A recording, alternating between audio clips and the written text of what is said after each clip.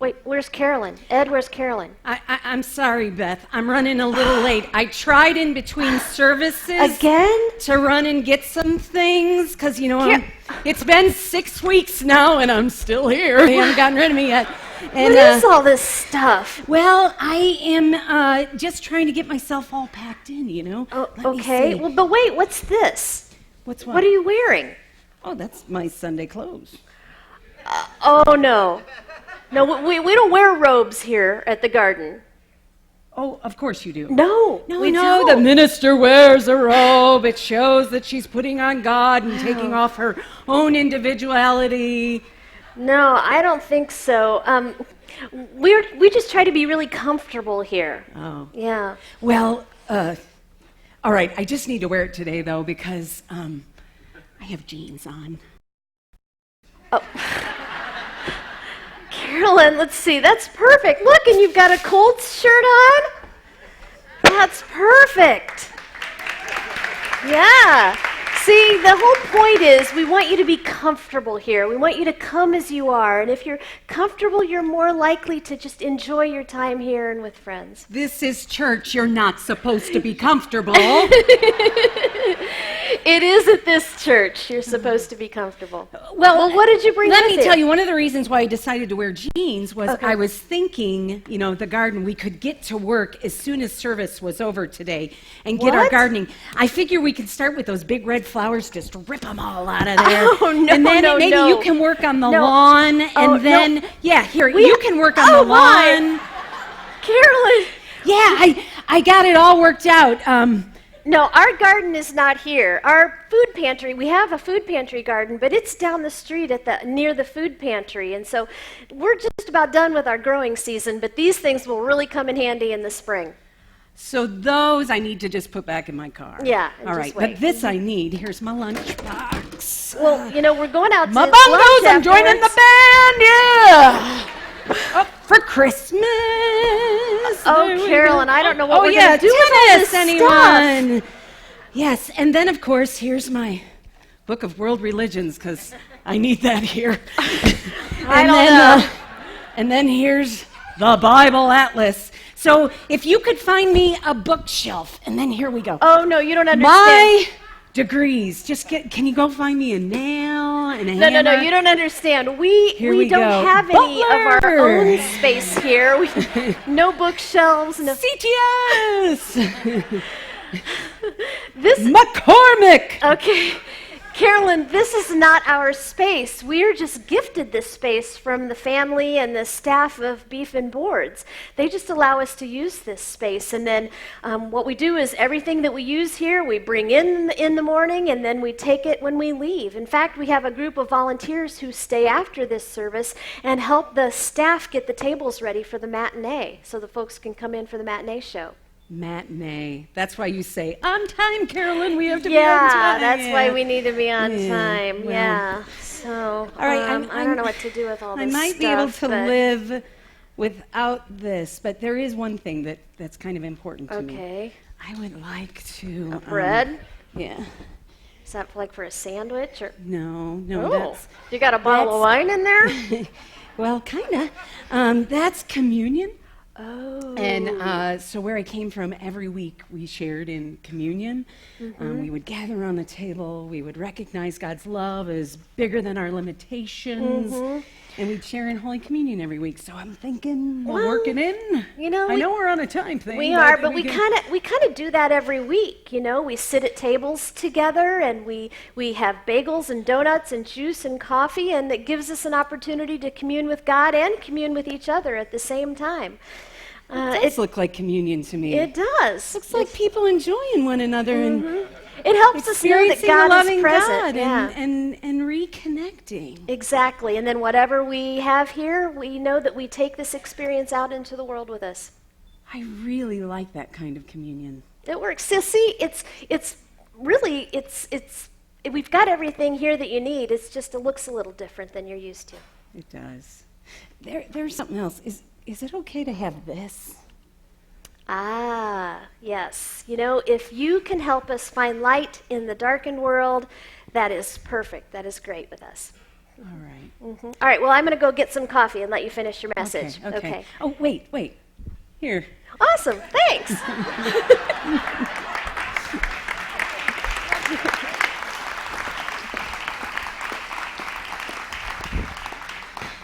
So I come to you from a traditional church, and I see some traditional churchgoers here. They're all looking like this. Just keep breathing, keep breathing. You're going to be swell. You're going to be swell, I promise. Just breathe. It'll be swell. But the church I came from, we had this great storage space, an attic storage space, and everybody was assigned a place for their stuff. And every year we had a little time where we decided what stuff we needed and what stuff we didn't need anymore. And so I kind of got used to that. And being here is such a very different experience. A reminder to me that we come in and we leave every space, and space is sacred when you choose to recognize God's presence. It's not based on a sanctuary. It's based on where you see that God is already there. I love that about the garden. What I love about the garden is the ability for us to come together and just be present with one another without the stuff. In honor of George Carlin, I totally agree. I don't know how old that video is, but we are still all about the stuff. Do you know that in this country there are 48,500 storage units? Do you know how many McDonald's there are? There are only 14,350 McDonald's restaurants. That means that 1 in 10 people have a storage unit. Don't worry, I'm not going to ask you to raise your hands, but that means we got a lot of storage units in this room here right now. This is what I really love, is after a period of time, 18 months to 2 years, if you don't use that storage stuff, 80% of it is never ever used. Isn't that amazing? So you pay to keep your stuff, and then you're never going to use it. What a brilliant idea. Only in America, only in America. Now, George Carlin was also right about the stuff in our houses. The stuff in our houses. Our houses today are on an average 3 times the size they were 20 years ago, just 20 years ago. And in those houses, I don't know what researchers decide that this is a good idea, but they sit around and they figure out how many items, how many things you have in your house. 300,000 things you have in your house. That's the average. 300,000 things, stuff you cannot live without. Important stuff. And if you're anything like me, on average, you lose that stuff quite often, don't you? Maybe it's a little disorganized, maybe you're challenged by it. Well, guess what? They've studied us on that as well. We will spend 3,680 hours in a lifetime looking for stuff, or 153 days looking for stuff. And on average, we lose 9 items a day, which is 100,098,743 in a lifetime. I am well on my way to that. Keys, sunglasses, phone is the new one, isn't it? Always losing our stuff. Amazing to me how we lose our stuff. But, it is what it is. See, I think if Jesus were here today, he'd say, by the way, guys, what is it with the stuff? Now, look at him. He was a guy who actually never stepped foot in a church, was not a Christian. In fact, he did not have his own synagogue. He did not have his own place that he led. And in fact, we don't even think he had a home. He was a guy who did his best work on the road. And on the road, quite often, he talks about this thing called stuff. And in fact, one time he talks about it in specific with what has become known as the rich young ruler. It's in Matthew 19, and it starts at verse 16. We're only going to look at a little bit of it. But the way I look at it is this guy was like the Steve Jobs of his day, or who's the new guy? The other guy, the Google guy, whoever he is, the rich guy who's young and has got it together. And to me, who is it? Who? Yeah, that guy. Just go, yes, that's him. He was that guy, and that guy is a good guy, doing good things in the world, trying to make a difference in the world. And I figure this guy, this rich young man, was a lot the same way. I think he was probably respected in the community. And when he went to Jesus and said, yo, Jesus, what is it that I have to do to spend time with you in all of eternity? Jesus says, well, that's easy. Just live by the golden rule. Do unto others as you would have them do unto you.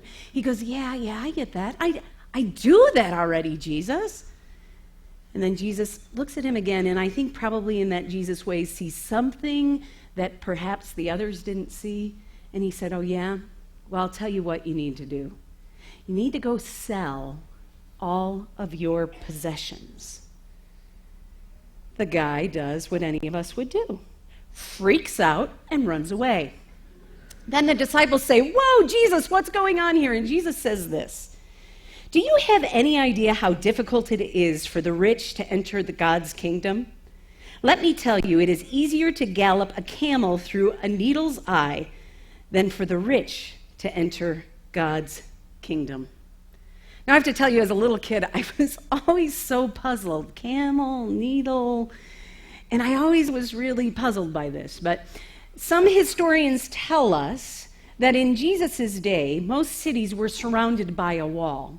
And that wall was a source of protection for the city. So in order for you to get someplace safe, you had to make it from outside the city into the city. The doorways or the entries into the city were not necessarily all that big. So if you had a camel that was loaded down with stuff, what you needed to do is take all your stuff off the camel in order to get into the city. I think that's what Jesus was saying on that day. I believe what he was saying was, see, what you need to do, friends, is you need to get rid of the stuff so that you can enter God's realm, God's safety, God's love. You can't carry all that with you and truly experience the love of God. Now, we all get this stuff thing because our stuff so often speaks for us, doesn't it? How many of us have gotten a new car and you make it a point to drive extra slow through the neighborhood just for a few weeks? Sunroof? You ever done that? Or how about the house? A big house. I built a house. I was single at the time, and it was 3,700 square feet. Because every single woman needs a house that's 3,700 square feet. And believe me, I filled it up. It was ridiculous. All right, ladies, I'm not going to make you pick them up, but purses. Look at them. Yeah. What purse? Yeah, it's got a label on it, I bet. Right? Some of them have labels all throughout. Yes, I have this purse with the big C on it. I always say, oh, that's just for Carolyn, the big C. I learned about this status thing at a very young age when I was in high school. And remember this, friends? Jordache jeans or Calvin Klein's. Listen to them to all. Oh, look at all the 50-year-olds in the house. I love it. Yeah. Mom, I need these jeans. No way, right? Your parents said, no way, I'm not buying you a $60 pair of jeans. So I saved up all that babysitting money, and I went and I found a pair of Jordache jeans. Now, nobody told Jordache or Calvin that curvy girls are shaped a little differently than other girls. At the time, they didn't believe in those kind of things, but I'll be darned if I didn't find a pair of those pants that were going to fit me. Okay, in order for them to fit me, I had to wash them, remove them from the washer, and put them on my body and lay on the bed. And leave the house like this. That's romantic. That's comfort. That's status. How many of us do those kind of things? We learn it as a young age. Why? This stuff speaks for us. We let our stuff speak for us. We think if we have so much stuff, perhaps you won't really see these parts of us that we don't know how to deal with, the parts of us that we're challenged by. You know, we're not alone in this stuff thing. I don't know about you, but I continue to pray on a daily basis for the young men in this country who continue to feel the need to pack and to participate in violent acts because they don't know how to speak, or maybe nobody's listening to them. I don't know.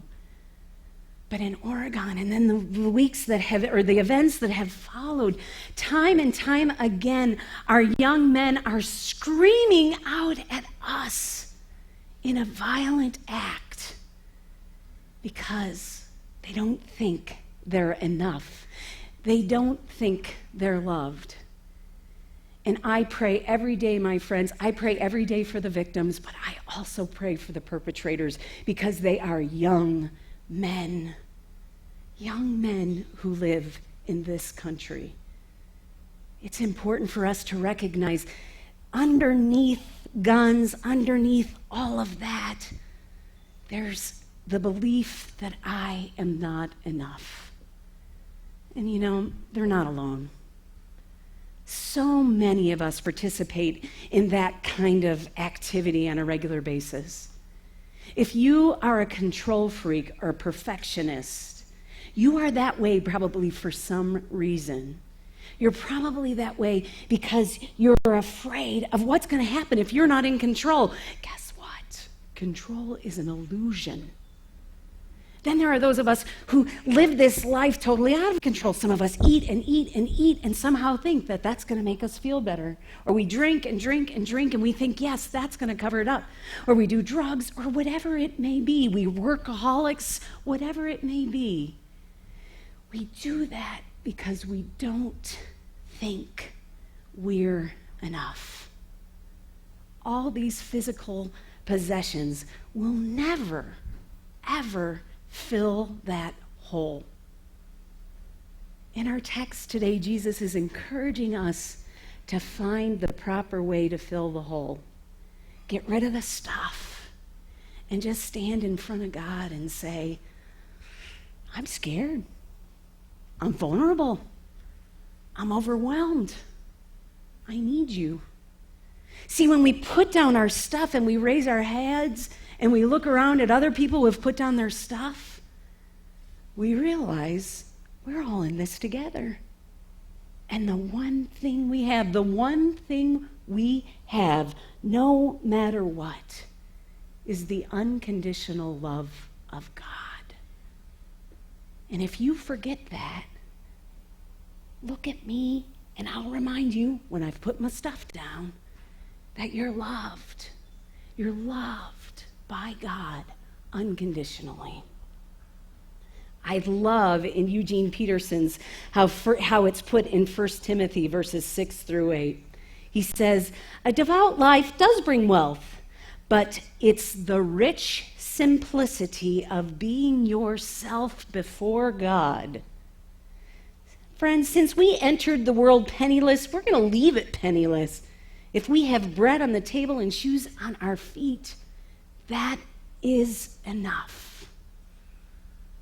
Think about writing that down right now. The rich simplicity of being yourself before God is where you will find what you need for the journey. And that is enough.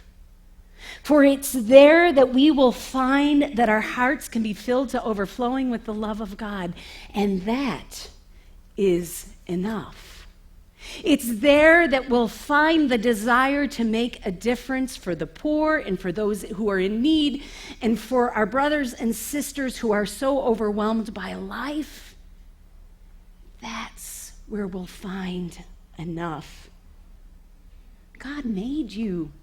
God gave you life and breath and movement, and my friends, that is enough.